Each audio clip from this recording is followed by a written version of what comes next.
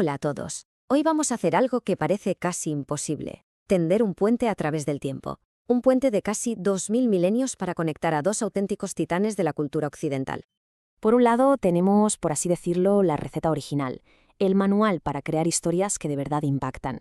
Y por el otro tenemos una de las obras más brutales y poderosas que se han escrito jamás. La gran pregunta es esa: ¿cómo es posible? ¿Cómo pudo un filósofo de la antigua Grecia escribir, sin saberlo, el manual perfecto para la obra cumbre de Shakespeare? Pues eso es justo lo que vamos a desgranar. Veremos cómo el Rey Lear es, en esencia, la encarnación perfecta de la tragedia aristotélica. Venga, vamos al lío. Y empezamos por el principio, por lo más importante para Aristóteles. No eran los personajes, era la trama, la estructura de los hechos, el mitos. Para Aristóteles, el mitos es literalmente el alma de la tragedia. Lo tenía clarísimo. La tragedia no imita a las personas en sí, sino lo que las personas hacen, sus acciones. Y esta idea, como veremos, es absolutamente clave para entender el Rey Lear. Pensemos en el arranque de la obra, ese famoso concurso de amor. Eso no es una escena más, que va. Es la primera ficha de dominó que cae. Es la acción que pone en marcha una cadena de consecuencias imparable, el motor que impulsa toda la historia hacia su terrible final. Y esta frase de Cordelia es que es casi una profecía. Se convierte en la ley que va a gobernar toda la obra. La decisión de Lear, tan vacía de amor real y de sensatez, solo puede generar un vacío, y ese vacío lo va a devorar todo: su poder, su cordura y, finalmente, su vida. Muy bien, si la trama es el alma, ¿quién la pone en movimiento? Pues aquí es donde entra en juego el error fatal del héroe, su hamartia. Verán, Aristóteles era muy astuto. Sabía que el héroe trágico no podía ser ni un santo ni un villano. Si fuera un santo, su caída nos parecería una injusticia. Si fuera un villano, nos alegraríamos. No, su desgracia tiene que venir de un error muy concreto, de un fallo de juicio que nos resulte familiar, para que así sintamos esa mezcla tan particular de piedad y temor. Y Lear es el arquetipo perfecto de esto.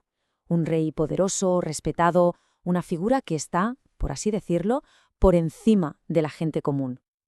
Y es precisamente por eso que su caída, su derrumbe desde esa cima es tan brutal y tan sobrecogedor. ¿Y cuál es su gran error? Pues es un cóctel explosivo, una necesidad casi infantil de que le halaguen, un juicio terrible que le impide ver el amor sincero, una incapacidad total para escuchar a quien le dice la verdad y, para rematar, una furia que le lleva a cometer una imprudencia monstruosa. Es esta mezcla la que le lleva a desheredar a Cordelia y a desterrar a Kent, sellando su propio destino.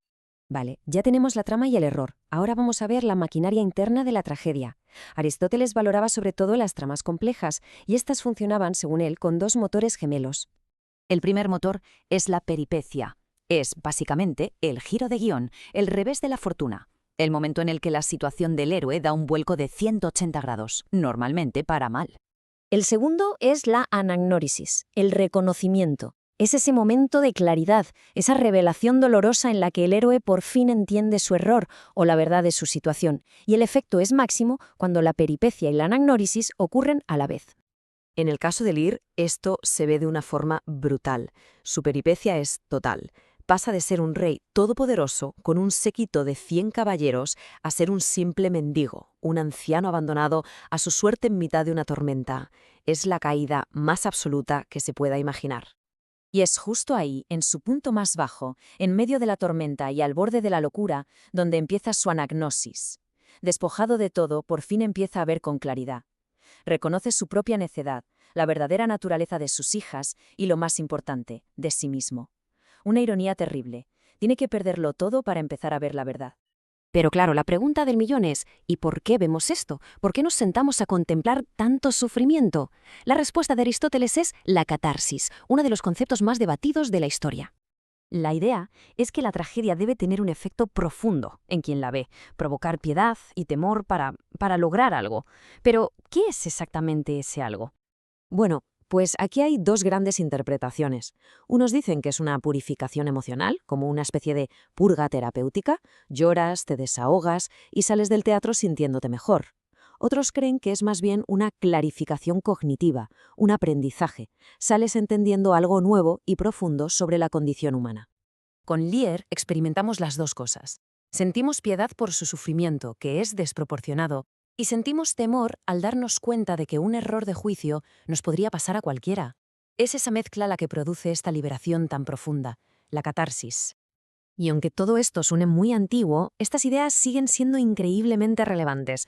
Están en el corazón de cómo contamos y recibimos historias hoy en día. De hecho, en el siglo XX, el dramaturgo Bertolt Brecht se enfrentó directamente a este modelo. Brecht no quería que el público se sumergiera emocionalmente en la obra, al contrario, quería que mantuviera una distancia crítica, que analizara lo que estaba viendo en lugar de simplemente sentirlo.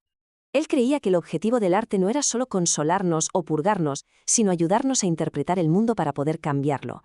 Y lo fascinante es que este debate entre la inmersión emocional de Aristóteles y la distancia crítica de Brecht sigue totalmente vivo. La tensión entre sentir y pensar sigue siendo fundamental en el cine, las series, el teatro, en todo. Y esto nos deja con una pregunta final. Cuando nos enfrentamos a una tragedia hoy en día, ¿qué buscamos en el fondo? ¿Una purga para nuestras emociones o una lección para nuestra razón?